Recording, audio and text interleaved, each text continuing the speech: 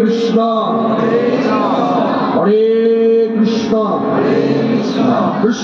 কৃষ্ণ কৃষ্ণ হরে হরে হরে রাম হরে রাম রাম রাম হরে হরে নিত্যানন্দ জগদ্গুরু গৌরবাঞ্ছা কল্পতরু নিত্যানন্দ জগদ্গুরু গৌরবাঞ্ছা কল্পতরু নিত্যানন্দ জগদ্গুরু গৌরবাঞ্ছা কল্পতরু নিত্যানন্দ জগদ্গুরু গৌরবাঞ্ছা কল্পতরু সীতানাথ পণ্ডিত শ্রীবাস মহাপ্রভু সীতানাথ পণ্ডিত শ্রীবাস মহাপ্রভু সীতানাথ পণ্ডিত শ্রীবাস মহাপ্রভু সীতানাথ পণ্ডিত শ্রীবাস গৌরামারি গদাধরের প্রাণ নিত্যানন্দ জগদ্গুরু গৌরবাঞ্ছা কল্পতরু নিত্যানন্দ জগদ্গুরু গৌরবাঞ্ছা কল্পতরু সীতানাথ পণ্ডিত শ্রীবাস মহাপ্রভু সীতানাথ পণ্ডিত শ্রীবাস মহাপ্রভু সীতানাথ পণ্ডিত শ্রীবাস মহাপ্রভু সীতানাথ পণ্ডিত শ্রীবাস গৌরামারি গদাধরের প্রাণ নিত্যানন্দ জগদ্গুরু গৌরবাঞ্ছা কল্পতরু নিত্যানন্দ জগদ্গুরু গৌরবাঞ্ছা কল্পতরু নিত্যানন্দ জগদ্গুরু গৌরবাঞ্ছা কল্পতরু ধাম নবদ্বীপে নবদ্বীপে গোড়া ঘোরাবো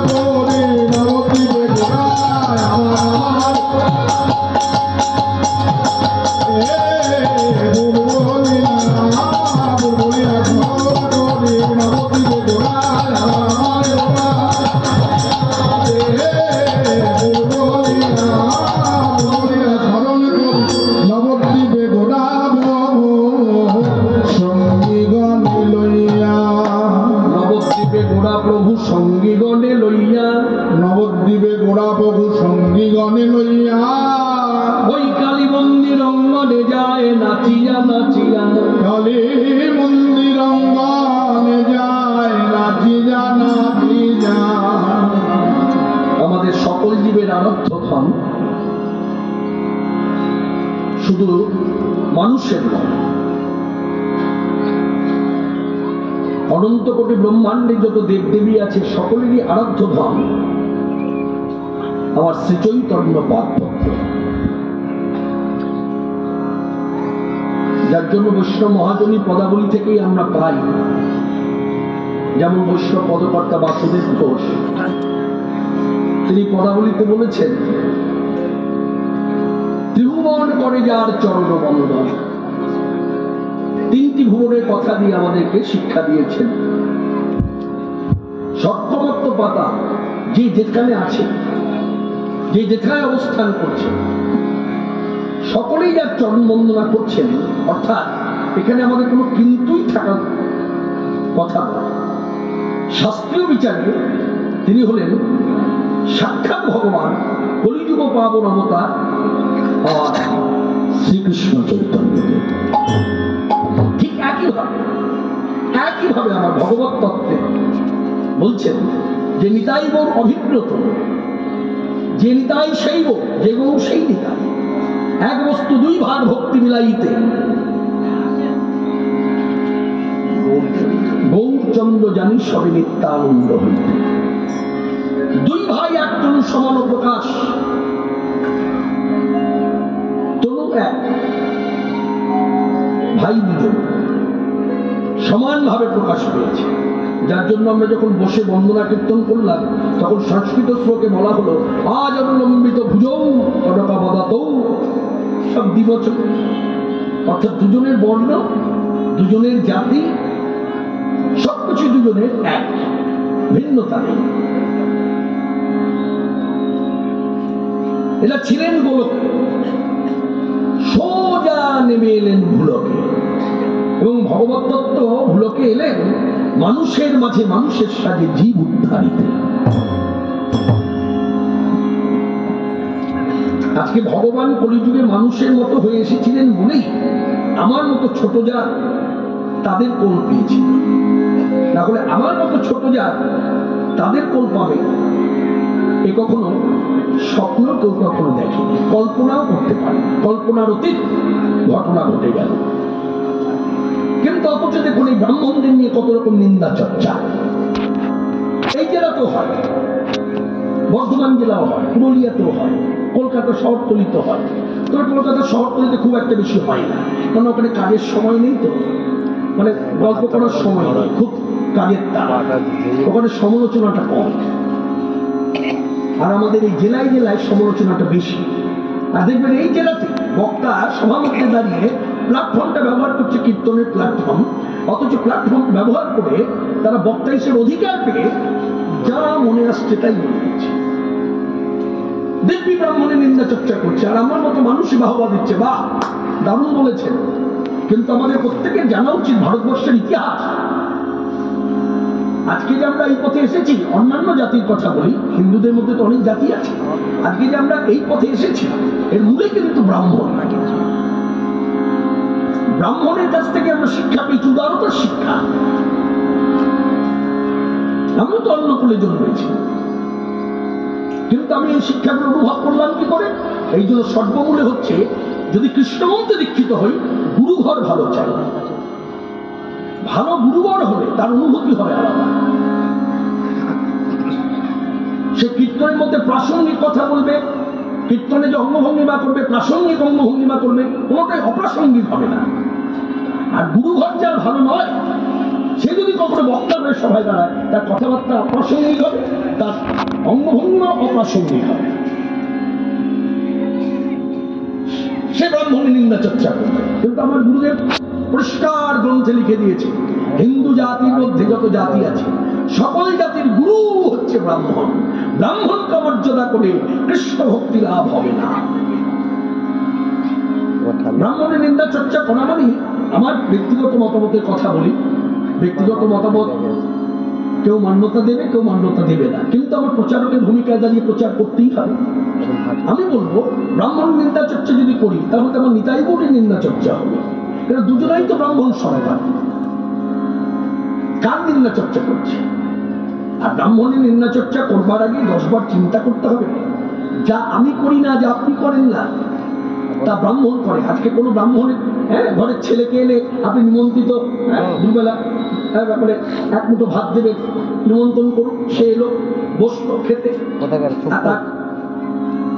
খাওয়াটা লক্ষ্য খাচ্ছে, খেতে খেতে খেতে খেতে খাওয়া শেষ হয়ে গেল, পাতের মধ্যে এক মুঠো ভাত রেখে দিয়েছে। আমি খুব গোদা বাংলায় বলছি, এক মুঠো ভাত রেখে দিয়েছে। এক শ্রেণীর মানুষ দেখে বলছে ব্রাহ্মণ খুব লোভী, ওই এক মুঠো ভাত রেখেছে কেন জানো? বলে কেন? আবার যেন গারস্থের ঘরে এসে 2 মুঠো পায়। এসব কথা হচ্ছে ফালতু কথা। আমি খুব চলতি ভাষায় বলছি, একেবারে ফালতু কথা। এইসব কথা কখনো মান্যতা দিতেই নেই। আসল কথাটা প্রচার হয়। ওই এক মুঠো ভাত রেখেছে কেন? ব্রাহ্মণের অনুভব আমি তো পেলাম। এমনও কীট পতঙ্গ, জন্তু জানোয়ার, পশু পাখি আছে যারা আজকে পাইনি। আমার এই এক মুঠো অন্নের দানা তাদের আহার। এই যে ভাবনা, ওই এই কথা তো প্রচার হলো না। ব্রাহ্মণ নিন্দা চর্চা করবার আগে 10 বার চিন্তা করবেন না। যা মনে আসবে, যা মুখে আসবে তাই বলে দেবে। চটকধারী কথা দিয়ে কীর্তন হয় না, এটা চটকধারী পথ নয়। ভারী বস্তু নিজেকেও ভারী হবে। যে বস্তুটা বহন করছেন, কাঁধে নিয়েছেন ভার, এমনি নুয়ে পড়তে হবে। অধিক ভারী বস্তু নিজেকেও ভারী হয়ে থাকতে হবে। তবে আজকে সবার মধ্যে দাঁড়িয়ে বলি, শ্রী অদ্বৈতাচার্য প্রভুর ডাকে গোলক থেকে ভুলকে ভগবান নেমে এলেন। ভগবত সত্তা থেকে 2 ভাই, দেহ থেকে শরীর, দুজনেই ভগবান। আমার গৌর সুন্দরের চরণে যেমন তুলসী পত্র দেওয়া যায়, একভাবে নিতাই সুন্দরের চরণে তুলসী পত্র দেওয়া যায়। তো দুজনে যে ভগবত ব্রজতেও ছিল, কলিযুগেও তাই। কেননা গৌর সুন্দর যখন ব্রজ থেকে এলেন নদে, আসবার সময় শ্রীমুখে বললেন, আমি ব্রজ থেকে নদে যাব, আমি ব্রজ থেকে নদে যাব, নদে ব্রজ উদয় হবে। আজকে কথাটা অন্তর দিয়ে অনুভব করতে হবে। আমার গুরুদেব সবসময় কথা বলতে গেলে বলতেন শ্রীমুখে, শোনো কৃষ্ণ, ভগবত তত্ত্বটা বোঝাবার বস্তু নয়, বোঝাবার বস্তু নয়। আর বোঝালেও তারা বুঝবে না। বলে কেন? বলে বোঝালেও বোঝে না তারা, বোঝালেও বোঝে না তারা, বোঝালেও বোঝে না তারা, বোঝালেও বোঝে না তারা। অন্ধকারে আত্মহারা, আপন আপন করে সারা, অন্ধকারে আত্মহারা, আপন আপন করে সারা। অন্ধকারে আত্মহারা, কথা বোঝালেও বোঝে না তারা। যেমন এই যে নিতাই সুন্দর বুঝেতে সাক্ষাৎ ভগবান বললাম, এই যে আমার বহু সুন্দর ব্রজেতে সাক্ষাৎ ভগবান শ্রীকৃষ্ণ। আমার গুরুদেব গাইতেন হাতে তালি দিয়ে, ওম বিষ্ণুপাদ ডক্টর মহানামব্রত ব্রহ্মচারী, তিনি হাতে তালি দিয়ে গাইতেন, তুমি ব্রজের বলাই, তুমি ব্রজের বলাই, তুমি ব্রজের বলাই, তুমি ব্রজের বলাই, তুমি ব্রজের বলাই, তুমি ব্রজের বলাই, তুমি ব্রজের বলাই, তুমি ব্রজের বলাই।